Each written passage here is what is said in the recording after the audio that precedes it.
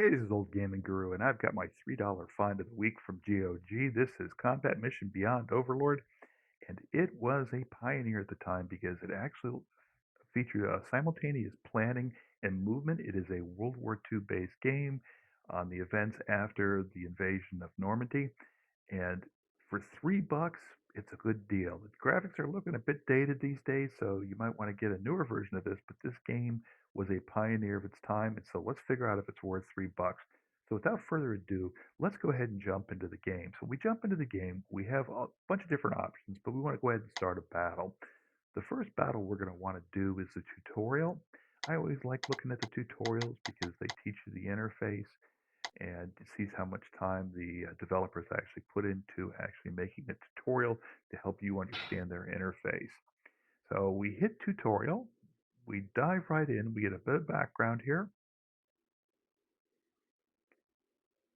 and unusual for this day was is one of the developers actually put his email in there, and this was actually a really popular game at its time, so he probably got overloaded. But anyways, we pick that, we pick the side, we get a little bit more briefing, all text, no cutscene. So if you don't care, you can just dive right in. And once you're done, it loads what it calls 3D graphics, and also was a pioneer in 3D graphics. So you really can't tell from this, but anyways, you then see your forces deployed on the battlefield. They are broken into different companies. You can see here we have a tank company, the beautiful scenery outside of Normandy. So I'm going to go ahead and take the infantry support here for my tanks. And now how do we move them? Okay, so the tutorial's not doing a huge job on doing that, but if I right click, oh there, now I can move. So I then hit the move command and I move those guys there, so I'm deploying right now.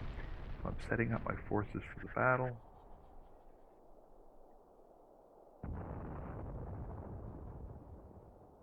Nothing too fancy here, but it works.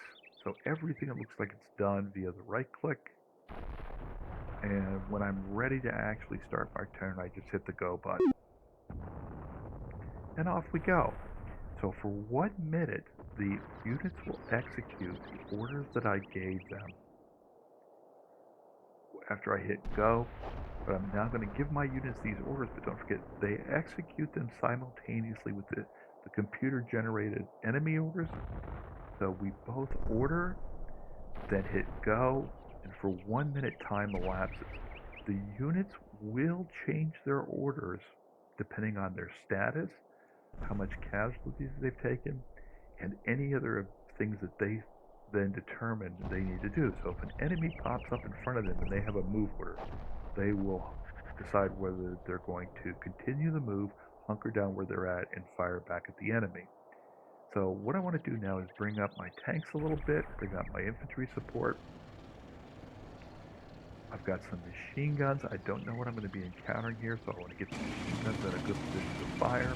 Our objective is that gray flag ahead, and I've now started to move my troops. First turn, it's a 15-turn battle.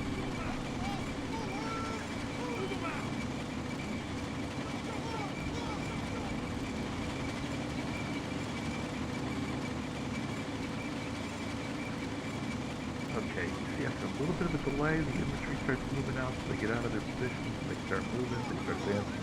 My tanks are advancing, everything's looking pretty good so far.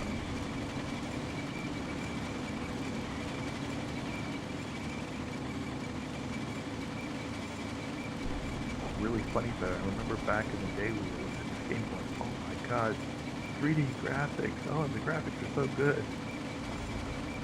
If you are a person who are just learning, you're probably going, oh my god, seriously, that's just a bunch of pixels on the screen. Alright, so when it's done, I get a beep, and then I go ahead and press the done button, and then I go ahead and reissue orders again. Nothing happened in that first turn. So let's cautiously move our tanks up towards the objectives, provide infantry support. Classic tactical doctrine here. I could have just charged my tanks in, but probably just going to be enemies that are waiting to ambush them. I'm happy with those two platoons movement and company movement. So now we're going to go ahead and hit go again. You can see the clock down at the bottom there, right below all the buttons, is starting to advance forward. 1 minute, remember 1 minute turn.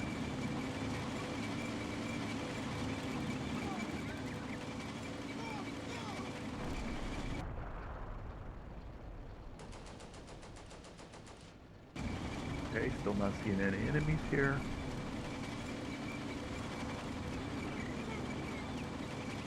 If you want things to go a little faster there, you can also speed up time. Right above the time clock there is commands where you can actually treat it like a little mini movie. Now I've got enemies. Okay, it looks like, oh, there's a tank coming in. See that Panzer 4G up there? Yeah, okay, so we want to take him out. I've got 2 tanks on him now, so that's good. As soon as they open up on him. Yeah, there we go. I just knocked him out. Okay, turn's done.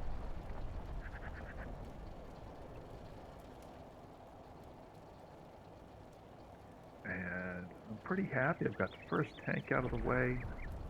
There's probably more, plus some Panzerfaust. So let's see what we got going on here. Let's get my support up there. I saw some infantry too, so I need to get my machine guns in place. So we want to keep our guys in cover.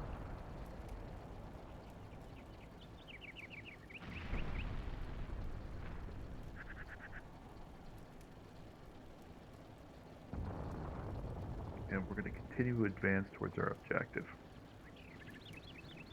Now, these guys are way out of touch and there's no enemies over here, so let's try and get them a little faster. So let's get them up to where they can actually engage the enemy. These guys back here need to move forward. So let's get them up into these scattered trees. Maybe provide, I have a spotter there for a mortar, so maybe I can provide some smoke cover. Otherwise, they'll be out in the open in a trees part of the time, so they'll be sitting ducks. Now let's get our tanks up a little bit farther now that we took out the enemy tank there.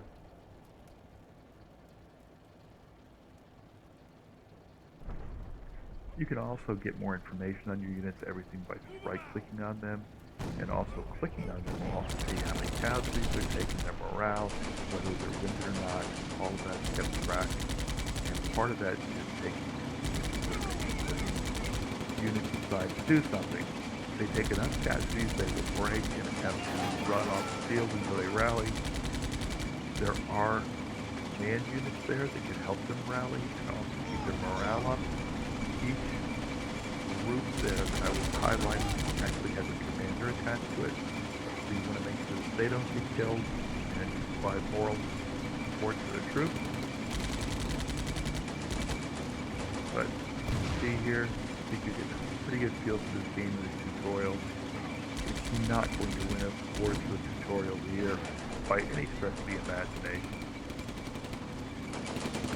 And I just took it looks like another tank out. I don't see it burning, but I saw the front turret blow up.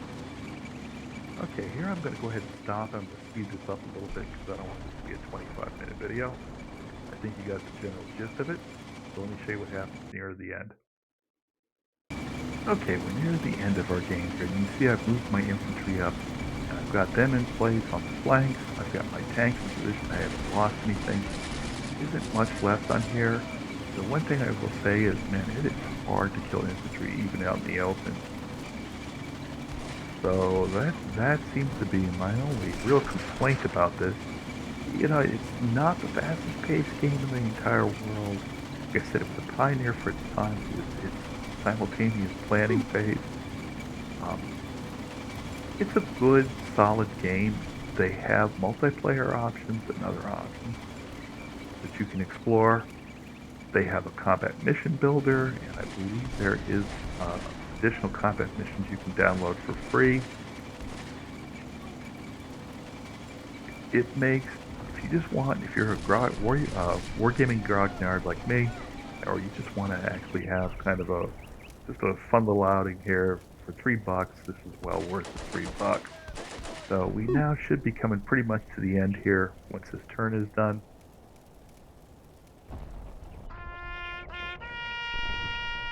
And there we go. I lost 2 guys, they lost 21. Nice. I win. Okay, total victory. I always like that total victory. All right, we go back. See, play game, multiplayer. Here's the multiplayer options. You can email games, you can join a network game, but you can't do online, I don't think. And then you have your scenario edit here, which allows you to do all sorts of things with it. I think it allows you to bring in outside scenarios. That's it.